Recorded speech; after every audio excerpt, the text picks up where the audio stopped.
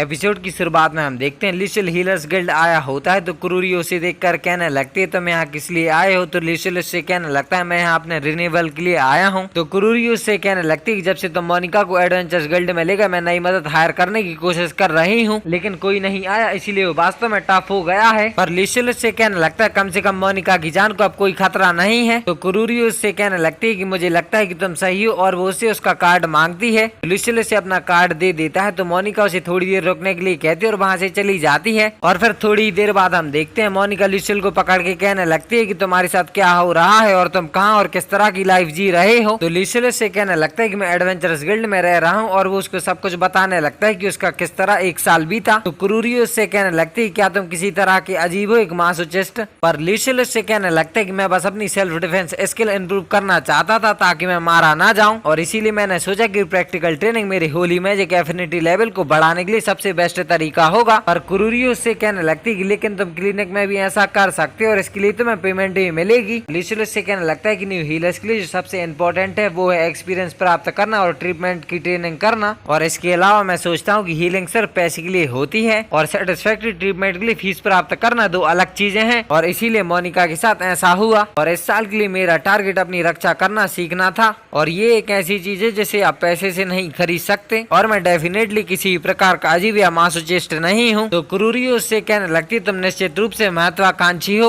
और वैसे भी मैं तुम्हें रैंक सी तक बढ़ा सकती हूँ, लेकिन तुम क्या करना चाहते हो। तो लिशल उससे कहने लगता है कि इसकी कितनी कॉस्ट होगी। तो क्रूरी उसे 90 सिल्वर कॉइन्स बताती है। तो लिशल अपने मन में कहने लगता है क्या हीलर्स गिल्ड हेडक्वार्टर से यहाँ असली पैसा कमाने वाला है और उसके पास ज्यादा पैसे नहीं होते हैं। लेकिन तभी वहाँ पर ब्रॉड आ जाता है और वो क्रूरी उसे कहने लगता है लिशल को एक साल के लिए एडवेंचर्स गिल्ड में ट्रांसफर करने के लिए मैं तुम्हें एक गोल्ड कॉइन दूंगा और मैं उसे इसके लिए पैसे भी दूंगा। और लिशल ब्रॉड से कहने लगता है कि आप यहाँ क्या कर रहे हैं। ब्रॉड से कहने लगता है कि मैं तुम्हें तुम्हारी कमाई सौंपना भूल गया और मैं चाहता हूँ कि तुम एडवेंचर्स गिल्ड के रेगुलर निवासी बनो। तो लिशल से कहने लगता है कि मैं अभी भी तुम्हें हिट करने की कोशिश कर रहा हूँ, लेकिन अगर इसमें पेमेंट शामिल है तो मुझे लगता है कि ये आइडल लगता है। तो ब्रॉड से कहने लगता है कि फिर ये तय हो गया। और तभी क्रूरी लिशल के कान में कहने लगती है क्या तुम्हें इसके बारे में यकीन है। और लिशल उससे कहने लगता है कि मैं उसके साथ मार्शल आर्ट की स्टडी कर रहा हूँ और वो एक भरोसेमंद व्यक्ति है और मैं एडवेंचर्स गिल्ड में ट्रांसफर एक्सेप्ट करता हूँ। तो क्रूरी उससे कहने लगती है ठीक है मैं इसकी इजाजत दूंगी। और फिर हम देखते हैं लिशल एडवेंचर्स गिल्ड वापस आ जाता है और वो कहने लगता है कि लगता है मैं घर वापस आ गया हूँ। और लिशल अपनी बुक्स को देखकर कहने लगता है मुझे एक नया स्पेल मिला है, इसीलिए मैं एक साल में जितना हो सके उतना मैजिक सीखने की कोशिश करूंगा। और तभी ब्रॉड आके उससे कहने लगता है कि चलो डिनर करने चलते हैं। और ये कह के ब्रॉड वहाँ से जाने लगता है तो लिशल भी उसके पीछे पीछे जाने लगता है। और वो जैसे ही कैफेटेरिया में पहुंचता है तो सभी लोग उसका वेलकम करते हैं और उसके लिए तालियां बजाने लगते हैं। और ये देखकर लिशल चौंक जाता है पर ब्रॉड उससे कहने लगता है आज से तुम एक टेम्परेरी एम्प्लॉय हो और बेशक यहाँ एक वेलकम पार्टी है। और तभी गुलगारो से वही ड्रिंक पीने के लिए देता है तो लिशल उससे कहने लगता है क्या मुझे अब भी वहाँ पीना पड़ेगा। तो गुलगारो से कहने लगता है बिल्कुल, जब तक तुम इसे नहीं पियोगे पार्टी शुरू नहीं हो सकती। लिशल मान जाता है और वो सभी से कहने लगता है कि एडवेंचर्स गिल्ड एक साल से मेरा घर रहा है और मुझे ये पहले ही कई यादें दे चुका है और मुझे उम्मीद है कि आप सभी एडवेंचर्स घर वापस आएंगे भले ही आप मौत की कगार पर हो। और गिल्ड एम्प्लॉइज मुझे उम्मीद है कि आप एक और साल तक मेरा साथ देंगे। तो चलो आपके भाग्य और खुशी के लिए ड्रिंक करते हैं। और ये कह वो सब्सटेंस एक्स को पीने लगता है और उसे देखकर कुछ एडवेंचर्स चौंक जाते हैं और कुछ तो उस ड्रिंक की स्मेल ही नहीं सूंघ पा रहे होते हैं और वो कहने लगते हैं कि वो वास्तव में एक मैसोकिस्ट है। और लिशल उस ड्रिंक को पूरा खत्म कर देता है और वो अपने मन में कहने लगता है कि मैं चाहता हूँ कि गुलगार और बाकियों को भी ये पीना पड़े। और फिर थोड़ी देर बाद हम देखते हैं लिशल खाना खा रहा होता है और वो कह रहा होता है कि मुझे बहुत बुरी स्मेल आ रही है और हर कोई मुझसे बच रहा है। और तभी बजान उसके पास में आके कहने लगता है क्या मैं तुमसे पूछ सकता हूँ क्या तुम वास्तव में लड़कों में हो। तो ये सुनकर लिशल चौंक जाता है और बजान उससे कहने लगता है कि मेरा मतलब है कि तुम हमेशा ट्रेनिंग ले रहे हो और यहाँ तक कि जब तुम रिसेप्शनिस्ट के साथ होते हो तब भी तुम कभी भी उन पर कोई मूव नहीं करते हो। ये सुनकर लिशल बजान से कहने लगता है अगर मैंने कोई मूव उठाया तो इंस्ट्रक्टर ब्रॉड मेरा शिकार करेगा और साथ ही पिछले साल से मैं सर्वाइवल रेट्स बढ़ाने पर ध्यान दे रहा हूँ, इसीलिए उसके लिए कोई समय नहीं था। और जब मैं एडवेंचर से घिरा हुआ था तब मुझे अपने फ्यूचर में केवल डेथ ही दिखाई देती थी। तो बजान उससे कहने लगता है कि अब तुम जिस तरह से हो मुझे नहीं लगता कि अब इस टाउन में कोई भी तुम्हारे साथ खिलवाड़ करेगा, लेकिन अगर कुछ हो तो हमारे पास आना। तो लिशल हाँ कहता है, पर बजान उससे कहने लगता है वैसे लिशल क्या तुम श्योर हो कि तुम्हें लड़कियां पसंद है? और लिशल उससे कहने लगता है कि तुम इसके बारे मुझे परेशान क्यों करते रहते हो? तभी सैकरात उससे कहने लगता है कि अगली बार मैं तुम्हें नाइट लाइफ एंजॉय करने के लिए बाहर ले जाऊंगा। ये सुनकर लिशल कहने लगता है यहाँ सिटी में ऐसी शॉप्स हैं। तो सैकरात उससे कहने लगता है कि इस ओर तुम्हारा ध्यान गया और ये क्या कि वो लोग हंसने लगते हैं। और तभी वहाँ पर मोनिका की लिशल से कहने लगती है कि मुझे खुशी है कि तुम वापस आए। पर लिशल अपने मन में कह रहा होता है कि उसने ये सब नहीं सुना। मोनिका उससे कहने लगती है कि हीलर्स गिल्ड कैसा था? तो लिशल उससे कहने लगता है कि कुरूरियो को ऐसा लग रहा था जैसे समय उसके हाथ में हो। और वैसे मोनिका क्या तुम अब भी यहाँ आकर खुश हो? तो मोनिका कहने लगती हाँ मुझे एडवेंचर्स और तुम्हारे साथ बहुत समय बिताने का मौका मिलता है और ऐसा महसूस होता है मानो दिन उड़ गए हों, और ये सब मुझे बचाने के लिए तुम्हारा धन्यवाद है। और वो लिशल को थैंक्स कहने लगती है। तो लिशल उसकी चेहरे की तरफ हाथ बढ़ाने लगता है, लेकिन वो रुक जाता है और वो दोनों अपना मुंह दूसरी तरफ कर लेते हैं और साथ में कहने लगते हैं डियर मुझे एक स्प्लिट एंड मिला। और ये सब कुछ गुलजार बजान और उसके टीममेट्स देख रहे होते हैं। और बजान के एक टीममेट कहने लगते हैं कि वे अपने लाइफ की स्प्रिंग को एंजॉय कर रहे हैं। और फिर हम देखते हैं बोताकुली कह रहा होता है कि हमारी इनकम और हमारी गुलामों की संख्या पिछले साल की तुलना में आधी है। उसका एक आदमी कहने लगता है कि सच तो यही कि इसका संबंध एक एडवेंचर गिल्ड के हीलर से है।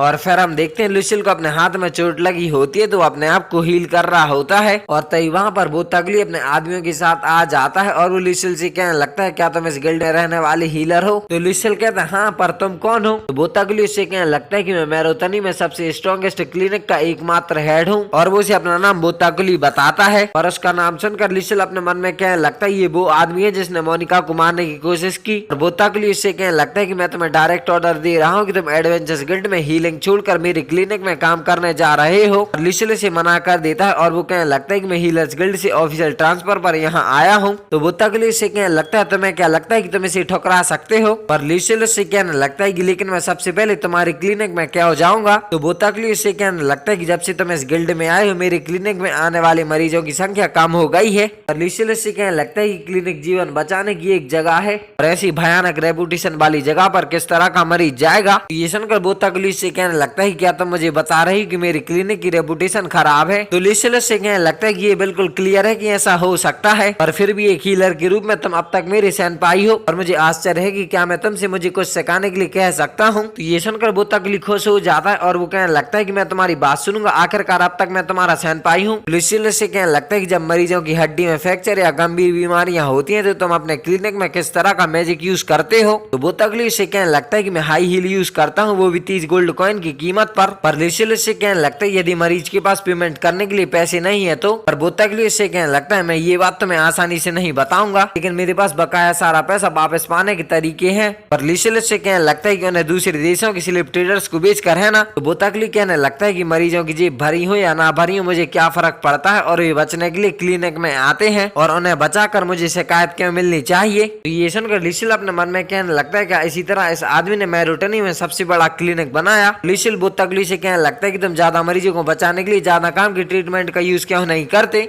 और उस तरह पैसे कमाते। बोताकुली इससे कहने लगता है कि हम हीलर्स गुलाम नहीं और मुझे उस काम पर समय क्यों बर्बाद करना चाहिए जिससे मुझे पैसा नहीं मिलता। पर लुशिल इससे कहने लगता है कि इस तरह के काम से तुम्हें केवल नाराजगी ही मिलेगी और फिर भी क्या तुम्हें विश्वास नहीं है कि रिकवरी मैजिक गॉड का एक गिफ्ट है और इसका उद्देश्य लोगों की मदद करना है। बोताकुली इससे कहने लगता है कि मुझे ऐसा लग रहा है कि जैसे मैं अपने पुराने स्वरूप को देख रहा हूँ और मुझे यकीन है कि किसी के इलाज के लिए अपना बेस्ट देने के लिए तुम पर कभी हमला नहीं हुआ होगा। तो ये सुनकर लुशिल अपने मन में कहने लगता है कि हो सकता है कि वो किसी समय एक हीलर रहा हो जिसका लोग सम्मान करते थे, और यदि ऐसा है तो उसके अंदर अभी भी कुछ अच्छाई बची हो सकती है, और अगर ये कभी उस पॉइंट पर आ गया तो मेरा मानवता पर से विश्वास उठ जाएगा। और तो बोताकुली इससे कहने लगता है कि यदि तुम जानते हो कि तुम्हारे लिए क्या अच्छा है तो मेरे पास आओ। और लुशिल इससे कहने लगता है कि क्या तुमने इस बात पर कभी विचार नहीं किया कि जिन लोगों को तुमने गुलामी के लिए बेच दिया क्या उनकी अपनी फैमिलीज हैं। और लुशिल इससे चिल्ला के कहने लगता है कि यदि तुम हाई हील रिसाइड करने में सक्षम हो तो तुम्हारे पास ग्रेट पावर्स होनी चाहिए, लेकिन अगर इसके बावजूद मरीज तुम्हें नहीं देखेंगे तो तुम्हारे मैनेजमेंट में कोई प्रॉब्लम है और तुम्हारी काम करने का तरीका केवल दुख ही लाता है।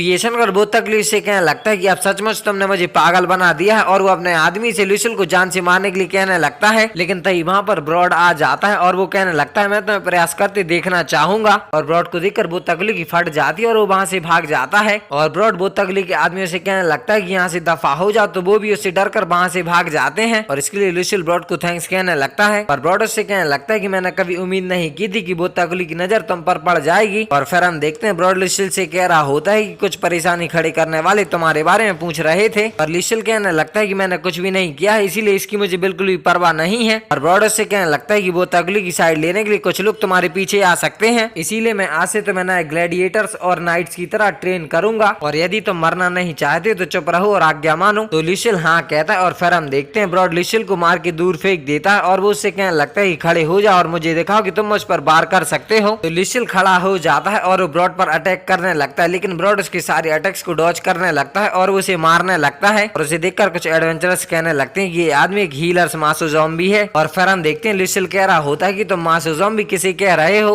और तभी कुछ एडवेंचर्स वहां से जाते उससे कहने लगते हैं कि हम भी ट्रेनिंग में शामिल होंगे, हालांकि हो सकता है कि वो तुम्हारी तरह मासोचिस्ट ना हो और चलो ज़ॉम्बी बने बना कड़ी मेहनत करें। और ये क्या कि वो एडवेंचर्स वहां से चले जाते हैं। तो लुसिल मोनिका से कहने लगता है कि अब जब मैं सोचता हूँ तो ऐसा लगता है कि इन दोनों ज्यादा लोग ट्रेनिंग ले रहे हैं। तो मोनिका उससे कहने लगती है कि तुम पर प्रभाव पड़ रहा है और वे तुम्हारी एग्जाम्पल को फॉलो करना चाहते हैं और सर्वाइवल रेट्स इंक्रीज हुए हैं। फिर हम देखते हैं ब्रॉड लुसिल से कह रहा होता है कि तुम पहले से ही बैरियर टाइप डिफेंसिव स्पेल्स का यूज कर सकते हो, तो मेरे लिए एक कास्ट करो। तो लुसिल हाँ कहता है और वो अपने ऊपर बैरियर बनाने लगता है, लेकिन तभी ब्रॉड उसकी कॉलर पकड़ के उसे जमीन पर पटक देता है। तो लुसिल खड़ा होकर उससे कहने लगता है कि वो अचानक क्या था। तो ब्रॉड उससे कहने लगता है कि मुझे लगा कि बैरियर एक्टिवेट होने से पहले तुम्हारी मृत्यु नहीं होगी, लेकिन आज से हम प्रोग्राम में और ज्यादा दर्द जोड़ रहे हैं। और ये कह कि वो उसे एक तलवार और शील्ड यूज करने के लिए कहता है। तो लुसिल वो तलवार और शील्ड उठा लेता है और वो कहने लगता है क्या इसका मतलब है कि ये अब एक रियल फाइट है। और ब्रॉड उससे कहने लगता है कि ऐसे मटेरियल्स के साथ मैं तुम्हें अपना स्टूडेंट बनाना चाहूंगा और अब से मैं तुम्हें एक स्टूडेंट के रूप में ट्रेन करूंगा, तो तुम मुझे मास्टर कहना शुरू कर सकते हो। तो लुसिल हाँ कहता है, पर ब्रॉड उससे कहने लगता है कि तुम केवल नंबर्स के पीछे भाग रहे हो, तो तुम ये भूल जाओगे कि पावरफुल होने के लिए क्या जरूरी है। और चाहे तुम्हारा स्टेटस कितना ही ऊंचा क्यों ना हो, अगर तुम्हारा सिर तुम्हारे शरीर से काट दिया जाए तो तुम मर जाओगे। और स्टेटस के मोह में लोग तब बेकार हो जाते हैं जब धक्का मुक्की की नौबत आ जाती है। और ब्रॉड उससे कहने लगता है कि इस बार मैं तुम्हें सरप्राइज नहीं करूंगा, इसीलिए एक अच्छा बैरियर लगाना। तो लुसिल हाँ कहता है और अपने मन में कहने लगता है कि एक बार जब मैं इस ट्रेनिंग को पूरा कर लूंगा तो मुझे यकीन है कि आगे मेरा जीवन पीसफुल होगा